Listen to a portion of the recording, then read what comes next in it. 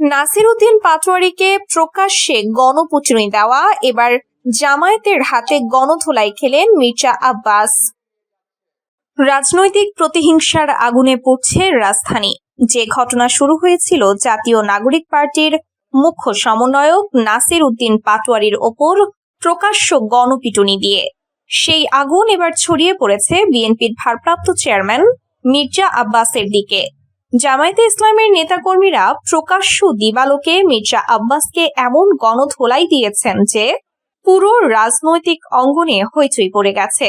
ঘটনাস্থল ঢাকার একটি ব্যস্ত এলাকা, যেখানে আজ সকালে মির্জা আব্বাস তার দলীয় কর্মী সমর্থকদের নিয়ে গণসংযোগে বের হন। সূত্রের খবর, কয়েকদিন আগে নাসির উদ্দিন পাটোয়ারীকে এনসিপির একটি কর্মসূচিতে কিছু উগ্রপন্থী দলের কর্মীরা প্রকাশ্যে মারধর করেন। ওই ঘটনায় নাসির পাটোয়ারী আহত হলেও তিনি দাবি করেন এটা ছিল রাজনৈতিক প্রতিহিংসা। কিন্তু জামায়াতের নেতাকর্মীরা মনে করেন নাসির পাটোয়ারীর ওপর ওই হামলার পেছনে বিএনপির ইন্ধন ছিল। বিশেষ করে মির্জা আব্বাসের বক্তব্যগুলো জামায়াতের বিরুদ্ধে উস্কানিমূলক বলে তারা অভিযোগ করছেন। আজ সকাল 10:30টার দিকে মির্জা আব্বাস যখন তার গাড়ি থেকে নেমে কর্মীদের সঙ্গে কথা বলছিলেন, তখনই হঠাৎ কয়েকশো জামায়াত শিবির কর্মী চারদিক থেকে ঘিরে ফেলেন। তারা চিৎকার করে বলতে থাকেন, নাসির ভাইয়ের রক্তের বদলা নেব, বিএনপি গুন্ডামি আর চলবে না।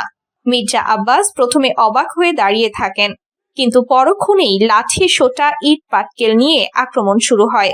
প্রত্যক্ষদর্শীরা জানান, জামায়াতের কর্মীরা মির্জা আব্বাসকে প্রথমে মাটিতে ফেলে দেন, তারপর লাঠি, ঘুষি, লাঠির আঘাতে তাকে এমনভাবে পেটানো হয় যে তার মাথা ফেটে রক্ত ঝরতে থাকে, তার পাঞ্জাবি ছিঁড়ে যায়, চশমা ভেঙে যায়। বিএনপির কয়েকজন কর্মী এগিয়ে আসার চেষ্টা করলেও জামায়াতের বড় একটি দল তাদেরও ধাওয়া করে। পুরো এলাকা যেন যুদ্ধক্ষেত্রে পরিণত হয়। এক প্রত্যক্ষদর্শী বলেন, মির্জা আব্বাস সাহেব চিৎকার করে বলছিলেন, ভাইরা, আমি তো কিছু করিনি। কিন্তু জামায়াতের লোকেরা বলছিল, নাসির পাটোয়ারীকে পেটানোর পেছনে তোমরা ছিলে, এখন তোমার পালা। প্রায় 15-20 মিনিট ধরে এই গণধোলাই চলে। শেষে পুলিশ এসে পরিস্থিতি নিয়ন্ত্রণে আনে। মির্জা আব্বাসকে গুরুতর আহত অবস্থায় ঢাকা মেডিকেল কলেজ হাসপাতালে নেওয়া হয়। চিকিৎসকরা জানিয়েছেন তার মাথায় গভীর কাটা, হাত পায়ে ফ্র্যাকচার এবং শরীরে অসংখ্য চোট রয়েছে। তাকে আইসিইউতে রাখা হয়েছে। এদিকে জামায়াতে ইসলামের কেন্দ্রীয় নেতৃত্ব এই ঘটনার দায় অস্বীকার করেছে। এক বিবৃতিতে তারা বলেছে, এটা স্বতঃস্ফূর্ত জনরোষের প্রকাশ। নাসির পাটোয়ারীর ওপর হামলার ঘটনায় জনগণের মধ্যে ক্ষোভ ছিল।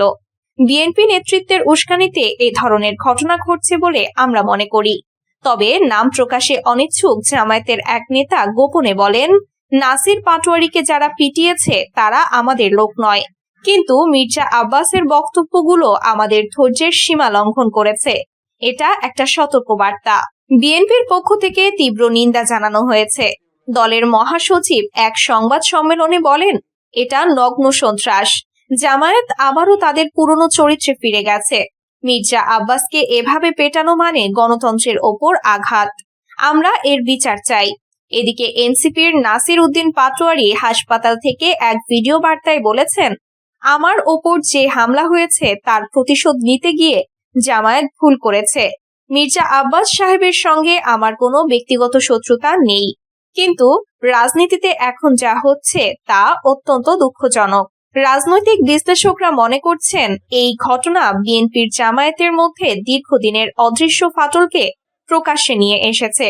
একদিকে নাসির পাটোয়ারীর মতো নতুন শক্তি জামায়াতের সঙ্গে দূরত্ব বাড়াচ্ছে, অন্যদিকে বিএনপির পুরনো নেতৃত্ব জামায়াতের সঙ্গে সম্পর্ক নিয়ে দ্বিধায় পড়ছে। রাজপথে এখন প্রতিহিংসার আগুন জ্বলছে, আর সাধারণ মানুষ ভয়ে ঘরে ফিরছে। পুলিশ এ পর্যন্ত 12 জনকে আটক করেছে, তদন্ত চলছে। কিন্তু রাজনৈতিক মহলের প্রশ্ন, এই ধোলাই পিটুনির চক্র কবে থামবে? রাজনীতি কি এখন শুধুই লাঠি আর রক্তের খেলা হয়ে গেছে? মির্জা আব্বাসের বহিষ্কার চাইলেন নাসির উদ্দিন পাটোয়ারী।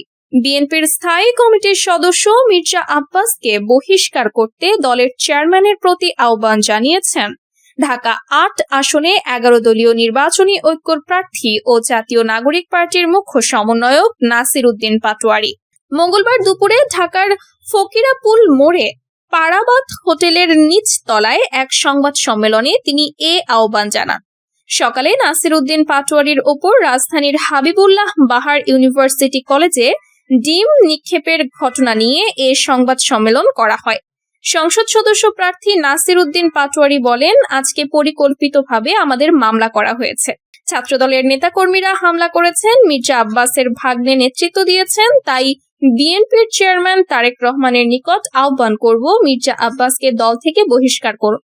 সকালের ঘটনাটি প্রসঙ্গে এনসিপির নির্বাচনী মিডিয়া উপকমিটির প্রধান মাহবুল আলম বলেন, হাবিবুল্লাহ বাহার কলেজে আমন্ত্রিত অতিথি হিসেবে একটি অনুষ্ঠানে উপস্থিত হলে ছাত্রদলের পরিচয়ে সন্ত্রাসীরা ঢাকা ৮ আসনের সংসদ সদস্য পদ প্রার্থী নাসির উদ্দিন পাটোয়ারির ওপর হামলা করে। এর আগেও নাসির উদ্দিন পাটোয়ারির ওপর ডিম নিক্ষেপ ও ময়লা পানি নিক্ষেপের ঘটনা ঘটে। আসনটিতে বিএনপির প্রার্থী হিসেবে লড়ছেন দলের স্থায়ী কমিটির সদস্য মির্জা আব্বাস। কেউ ঝগড়া করতে এলে ছেড়ে দেওয়া হবে না, জানালেন জামায়াত আমির। বাংলাদেশ জামায়াত ইসলামের আমির ডক্টর শফিকুর রহমান বলেছেন, আমরা কারো পায়ে পাড়া দিয়ে ঝগড়া বাঁধাতে চাই না, কিন্তু কেউ ঝগড়া বাঁধাতে এলে ছেড়েও দেওয়া হবে না। ভোট যার ইচ্ছা যেখানে ইচ্ছা তাকে দেবে, কিন্তু আমরা ভোটের বক্স পর্যন্ত ভোটারকে পৌঁছে দিতে চাই। এখন থেকে পাহারাদারি ভূমিকা পালন করতে হবে। মঙ্গলবার খুলনার ঐতিহাসিক সার্কিট হাউস মাঠে বাংলাদেশ জামায়াত ইসলামী খুলনা মহানগরী ও জেলা শাখা আয়োজিত জনসভায় প্রধান অতিথির বক্তব্যে তিনি এসব কথা বলেন।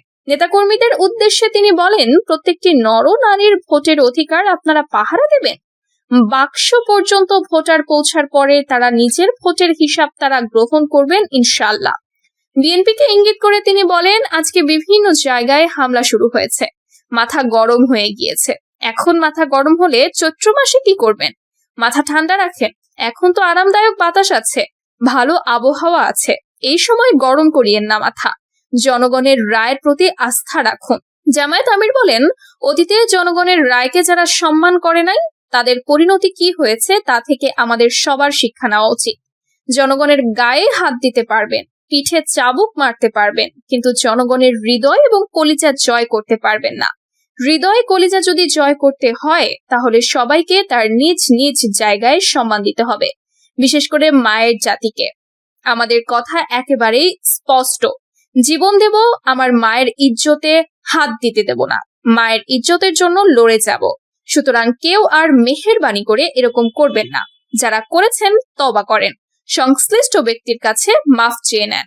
জামায়াত ক্ষমতায় গেলে হিন্দুদের জামাই আদরে রাখবে, জানালেন কৃষ্ণ নন্দী। খুলনা ১ আসনে জামায়াতে ইসলামের মনোনীত সংসদ সদস্য প্রার্থী কৃষ্ণ নন্দী বলেছেন, হিন্দুদের বলা হয় জামায়াত ক্ষমতায় গেলে হিন্দুরা এদেশে থাকতে পারবে না, কিন্তু আমি বলতে চাই জামায়াত ক্ষমতায় এলে হিন্দুদের এদেশে জামাই আদরে রাখবে।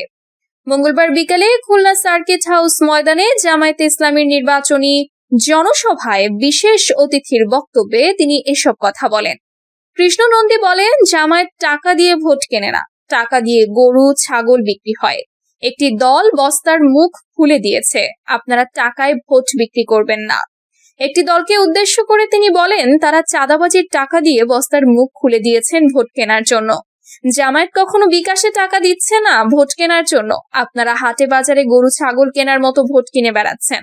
এ সময় জামায়াতে ইসলামী খুলনা জেলা ও মহানগর শাখা আয়োজিত নির্বাচনী জনসভায় প্রধান অতিথি ছিলেন কেন্দ্রীয় আমির ডক্টর শফিকুর রহমান। আবু সাইদ হত্যা মামলার যুক্তিতর্ক শেষ, যে কোনো দিন রায়। বৈষম্য বিরোধী ছাত্র আন্দোলন চলাকালে রংপুরের বেগম রোকেয়া বিশ্ববিদ্যালয়ের শিক্ষার্থী আবু সাইদ হত্যার ঘটনায় দায়ের করা মানবতা বিরোধী অপরাধের মামলার রায় যে কোনো দিন ঘোষণা করা হবে। উভয় পক্ষের শুনানি ও চুক্তি উপস্থাপন শেষে মঙ্গলবার বিচারিক প্যানেলের সদস্য মোহাম্মদ মঞ্জুরুল বাসিদের নেতৃত্বাধীন 2 সদস্যের আন্তর্জাতিক অপরাধ ট্রাইব্যুনাল 2 মামলাটি রায়ের জন্য অপেক্ষমান রেখে আদেশ দেন। আদালতে প্রসিকিউশনের পক্ষ থেকে যুক্তি উপস্থাপন করে আসামিদের সর্বোচ্চ শাস্তি চাওয়া হয়। অন্যদিকে আসামিদের খালাস চেয়েছেন তাদের আইনজীবীরা। এই মামলায় প্রসিকিউশনের পক্ষে ছিলেন chief prosecutor Mohammad Tajul Islam, prosecutor Mizanul Islam ও গাজী MH তামিম। অন্যদিকে বেরোবির তৎকালীন প্রক্টর শরীফুল ইসলামের পক্ষে শুনানি করেন অ্যাডভোকেট আমিনুল গনি টিটো এবং পলাতক আসামিদের পক্ষে ছিলেন রাষ্ট্রনিযুক্ত আইনজীবী সুজাত মিয়া। এই মামলায় গত 30 জুন বেরোবির তৎকালীন ভিসি হাসিবুর রশিদ সহ 30 জন আসামির বিরুদ্ধে আনুষ্ঠানিক অভিযোগ আমলে নেন আন্তর্জাতিক অপরাধ ট্রাইব্যুনাল 2। বিচারিক প্রক্রিয়ায় তদন্ত কর্মকর্তা সহ মোট 25 জনের সাক্ষ্য গ্রহণ করা হয়। মামলার 30 জন আসামির মধ্যে বর্তমানে 6 জন গ্রেফতার রয়েছেন। মঙ্গলবার 30 জন আসামির মধ্যে বর্তমানে 6 জন গ্রেফতার রয়েছেন। তারা হলেন সাবেক প্রক্টর শরীফুল ইসলাম, সাবেক সহকারী রেজিস্ট্রার রাফিউল হাসান রাসেল, রেজিস্ট্রার কার্যালয়ের চুক্তিভিত্তিক সাবেক কর্মচারী মোহাম্মদ আনোয়ার পারভেজ, পুলিশের সাবেক সহকারী উপপরিদর্শক আমির হোসেন, সাবেক কনস্টেবল সুজন চন্দ্র রায় এবং নিষিদ্ধ সংগঠন ছাত্রলীগের নেতা ইমরান চৌধুরী ওরফে আকাশ। 2024 সালের 16 জুলাই দুপুরে কোটা সংস্কার আন্দোলন চলাকালে বেগম রোকেয়া বিশ্ববিদ্যালয়ের সামনে পার্ক মোড়ে পুলিশের গুলিতে নিহত হন ইংরেজি বিভাগের শিক্ষার্থী ও আন্দোলনের অন্যতম সমন্বয়ক আবু সায়েদ।